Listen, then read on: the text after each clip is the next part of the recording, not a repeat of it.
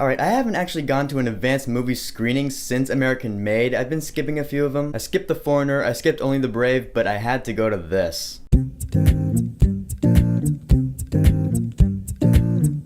Geostorm. So Geostorm is a supposed disaster movie starring Gerard Butler, Jim Struggus of all people, Abby Cornish, Ed Harris, and Andy Garcia. In Geostorm, in the future, mankind has built a device that surrounds the entire planet that controls the weather called Dutch Boy. And then of course things go wrong with it and there might be a storm around the world, and now we have our movie that I was curious about at first because hey, it's a disaster movie. Who doesn't like seeing global disasters and stuff? Oh boy, this movie. Alright, first of all, the characters were fine. They were not the big thing that was wrong with this movie for me. Gerard Butler's the main character in this movie. He was okay. He plays Jake Lawson, the scientist who claims that he is responsible for the construction of Dutch Boy. Like I said, he was a solid protagonist for the film. He wasn't anything special, but he was enough to want to root for. And Jim Struggus plays his brother Max. And Jim Struggus is a really good actor. Don't believe that? Watch Across the Universe, because that's a great movie. Beatles fan right here. But in this movie, he has a romance with Abby Cornish that you just don't care about, because he's a scientist and she works for the Secret Service and they're not allowed to date, and they date anyway, so it's like against the rules. Ooh. I'm like, yeah, that probably happens all the time in real life. And of course, you know, this is not what you go to the movie for. Whenever you go to see a movie, the main poster of which looks like this. You don't go to see the characters. You go to see the big disasters, and they were cool when they were on screen. The first one happens, I check my watch, 25 minutes into the movie. Because before that, you know, it's set up introducing the characters, and I liked them at first. I'm like, alright, I could actually get into these characters. And then the first cool disaster thing happens, and I was into it. And then for the next half an hour, the movie declined rapidly. And then I started to think maybe the first half an hour of the film was like luring me into its trap, because for the second half an hour of this film, the dialogue started getting really corny and the plot started to make zero sense. And then an hour into the movie, I had an epiphany and I realized, oh,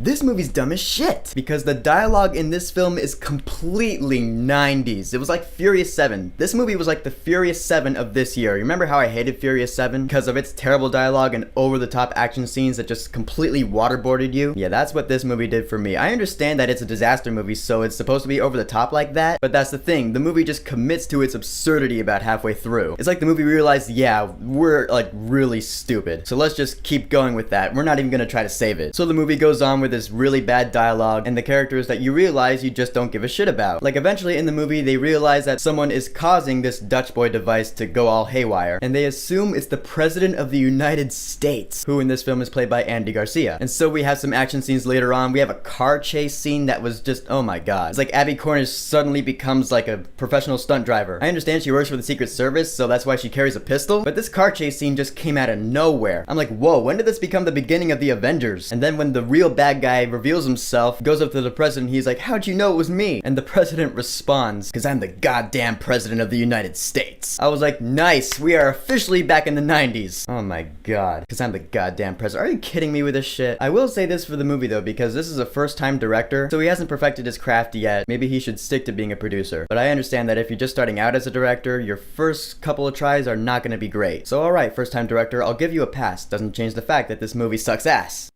I made a rhyme? I'm a poet and I didn't know it. And I'll also say this for the movie. The score was really good. And it's Lauren Balfe. He did the Lego Batman movie and Ghost in the Shell. The guy writes good music. I'm waiting for a movie that really lives up to his music. What I mean by that is like I'm waiting for a really cool movie to come out and be like one of the best of the year. And I want to be like, oh, Lauren Balfe totally rocked that score. It was one of my favorite scores of the year. I think that's gonna happen someday. Probably sooner than I would expect, because the score from this film was surprisingly good. The rest of this movie can eat shit and die because I just did not like the dialogue at all and the plot made no sense and it was really stupid. For Geostorm, I will say, don't go see this movie. Yeah, no musical rating, because it does not deserve it. If you're a fan of those 90s action movies with cheesy dialogue, then yeah, maybe watch it on Netflix. For the rest of you, just watch the trailer for this and save yourself some money. So Geostorm, have you seen it? If you have, I'm sorry about that. I'm not gonna ask you what you thought about it because I know. I'm gonna ask, what is your favorite disaster movie of all time? Whatever it is, go ahead and leave a comment. And don't forget to subscribe.